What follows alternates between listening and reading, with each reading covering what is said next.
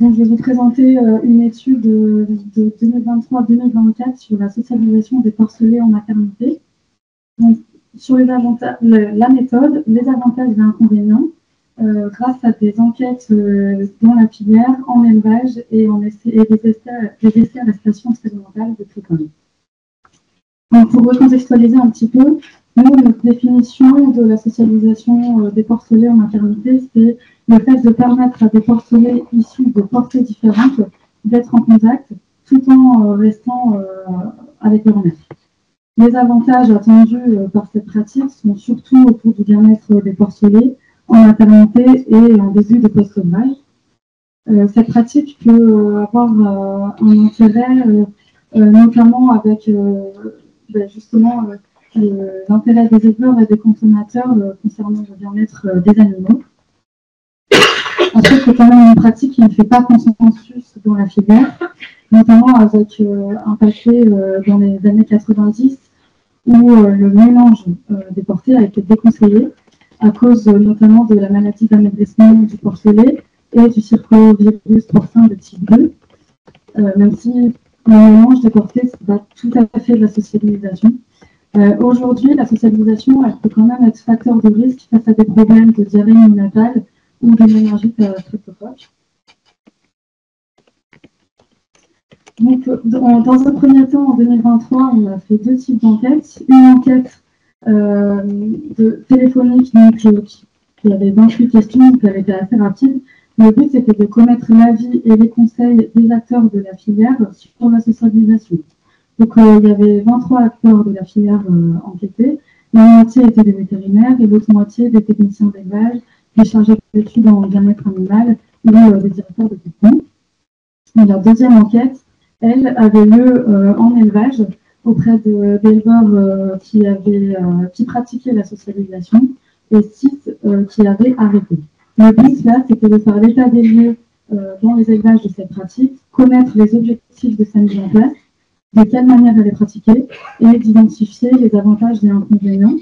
Donc là, c'était une enquête plus longue de minimum 2 heures, avec 184 questions. Et donc, elle était plutôt située Grand Ouest, avec quelques élevages en dehors. Le résultat de la première enquête, c'est qu'un peu plus de la moitié de l'échantillon encourageait la socialisation, et ce, depuis plus de 2 ans. Mais il y avait quand même un petit peu moins de la moitié qui n'était pas favorable à cette pratique. Et la raison principale était le sanitaire, avec aussi le risque de dérégler quelque chose qui fonctionne bien en termes sanitaires. Il y avait seulement 24% des structures enquêtées qui avaient suivi des essais de socialisation. Donc, ce qui en découle, c'est qu'il y avait une attente importante de référence parmi les acteurs interrogés.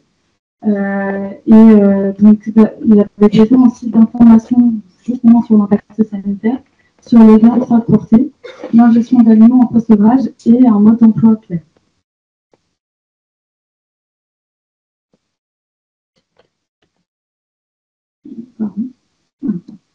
La deuxième enquête, donc, pour les 17 élevages enquêtés qui pratiquaient la socialisation, donc il y avait 9 groupements de producteurs représentés, en moyenne 252 truies présentes, et la socialisation était pratiquée en moyenne depuis 3 ans.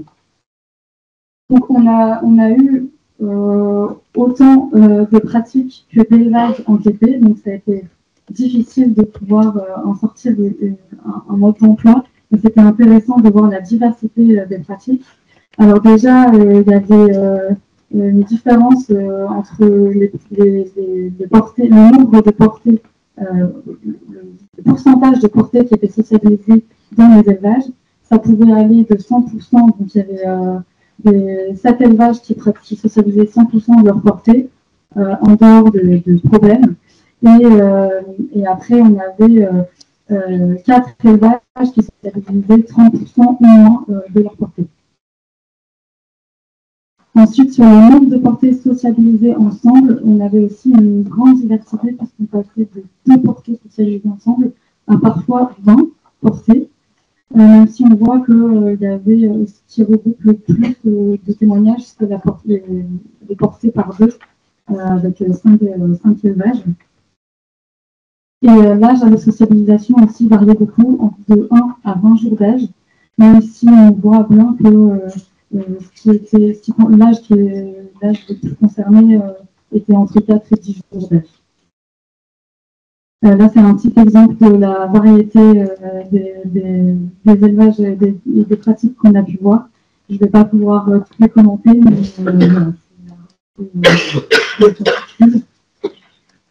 donc, pour les avantages et les inconvénients qui ont été cités par les éleveurs, donc, il y avait plus d'avantages que d'inconvénients, mais là, du coup, et en citation et en diversité, mais du coup, pour aller plus vite, j'ai pris ceux qui étaient les plus ressortis. Donc, en termes de travail, il y aurait du gain de temps au sevrage. En termes de praticité, ça donnerait plus d'espace disponible au porcelet. Le sanitaire, paradoxalement, il se retrouve dans les deux, donc il améliorerait ici l'immunité des porcelets. Et pour le bien-être des porcelets, qui serait en limitant les bagarres entre sevrage. Pour les inconvénients, du coup, il y en avait, enfin, on en voit plus, mais il y avait moins de thèmes abordés et aussi moins de consensus, ils étaient moins concentrés. On voit qu'on peut atteindre 15 avis en avantage, mais moins en inconvénient. En tout cas, le thème qui en regroupe le plus, c'est quand même la praticité, c'est vraiment très bien, sur la conception des cases, les déplacements dans les cases, la nécessité d'engendrer les cloisons parfois, la difficulté d'attraper les porcelets, et la manutention et le stockage des cloisons qui sont utilisées. Le sanitaire revient là, négativement avec l'augmentation de la surface taille. Et pour le travail, une petite augmentation du travail, mais c'était une dizaine de minutes. Et la nécessité de temps, justement, pour le mélange des animaux. Donc, après avoir fait ce travail d'enquête, donc cette année, on a fait des essais à la station expérimentale de Précom. Donc, on a décidé de sociabiliser des portées par 4. Et donc, on sociabilisait à 6 jours d'âge. Et on l'a fait dans nos 2 types de maternité. Donc, on a 2 salles de maternité liberté et 2 salles de maternité bloquées. Donc, à gauche sur le schéma, c'est les maternités liberté. Et là, on sociabilisait à travers des cloisons qui étaient déjà installées dans des petites trappes installées dans les cloisons. Donc, du coup, c'est pour ça qu'on sociabilise ici en ligne. Et du coup, on n'utilise pas les couloirs. Et du côté maternité bloquée, donc là, on a retiré les cloisons à l'arrière des truies et on a donné l'accès au couloir central des porcelets et on a fermé de part et d'autre avec les cloisons de la bonne taille. On a identifié chacune des portées avec une couleur par portée qui pouvait nous permettre de suivre en fait le comportement des animaux à l'échelle de la portée. Et donc, on a fait des observations visuelles et caméra. Donc, à gauche, là, vous avez maternité liberté avec, on voit en haut à gauche une petite trappe dans la cloison. Il y en a une de chaque côté là, de cette case. Donc, je vous mets la photo un peu plus zoomée sur une trappe.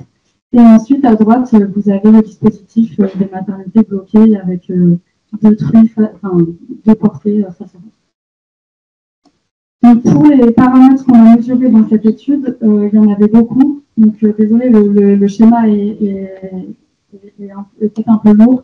Donc, en fait, on a suivi le poids des porcelets, on a fait pas mal de pesées. Donc, le jour de la socialisation, ensuite au sevrage, de peser aussi au début de la transition alimentaire en post-sevrage et à la fin de la transition alimentaire et à la sortie du post-sevrage.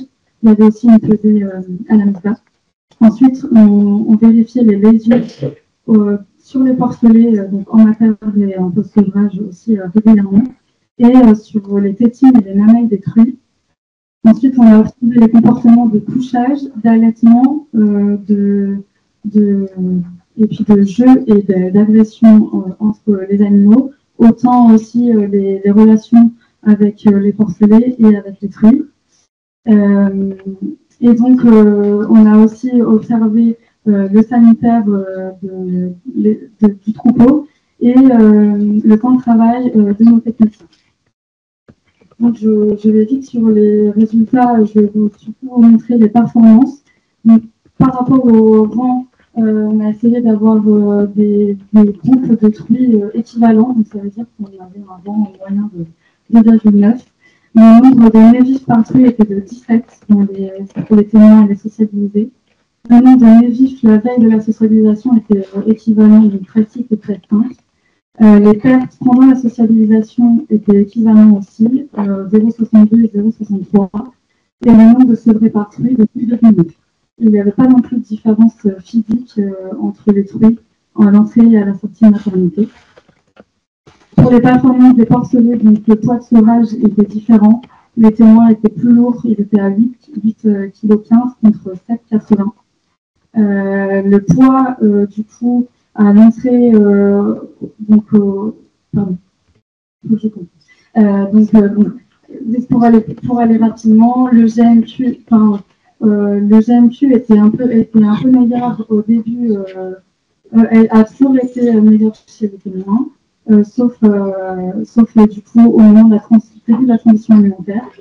Et l'indice et la consommation moyenne journalière étaient équivalents. Donc, je passe sur les différents résultats.